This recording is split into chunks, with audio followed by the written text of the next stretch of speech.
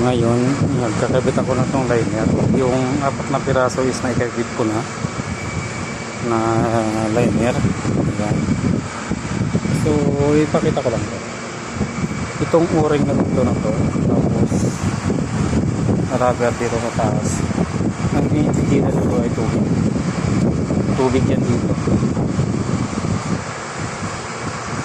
Kaya itong o-ring na to ay napaka-important yan. Itong sa taas, saka itong tatlo sa baba. Dito yan tumatama. So, yung flat na ring dito sa may labi. Yung tatlo dito sa loob na to, sa ilalim. Yung tatlo na yan. So, napaka-importante yan kasi ito, tubig to dito. Tubig yan. Nagsisirculate yan dyan, tubig. Ito, ano rin to ng tubig. So, kaya may flat rubber dito. Kasi ito, yan, tubig din yan. Linya ng tubig yan. Ayan. Bye.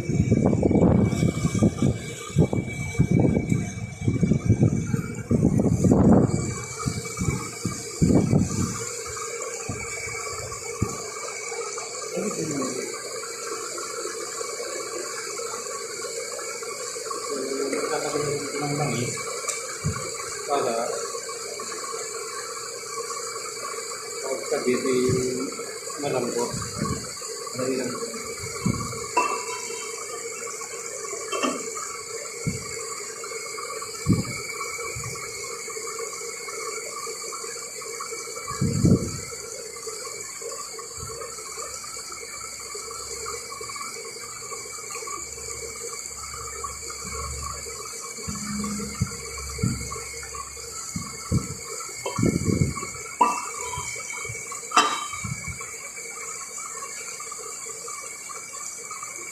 Saka po, nagamit ko ito ay pin lang. Ang iba kasi pinapalo nila. So, kung hindi ako kumukuha ng kahoy, tapos pinapalo nila. Hindi ito ang ginagamit ko yung pin, tapos kunin ko yung caliber din po. Pero ang bahalan ko lang na ibig kita. Legal mo naman yung pagkakalikot. Yung dami.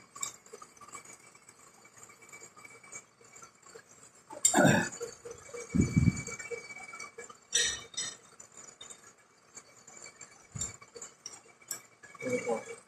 Yung gado.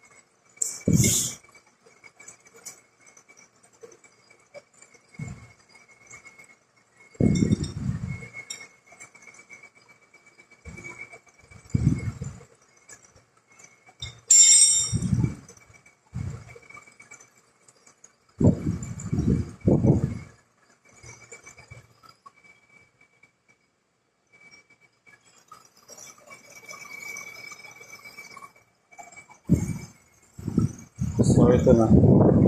Yan. Di ba pantay lang din yung pagkakailan. So hindi ako, basta kabit-kabit ko ng liner, hindi pa ako nagpukpok ng yung iba na nilalagyan nila ng kahoy dito tapos papalawin ng maso. Lagi lang ako ganito. At least ito, kontrolado yung pagkabit. Ayan.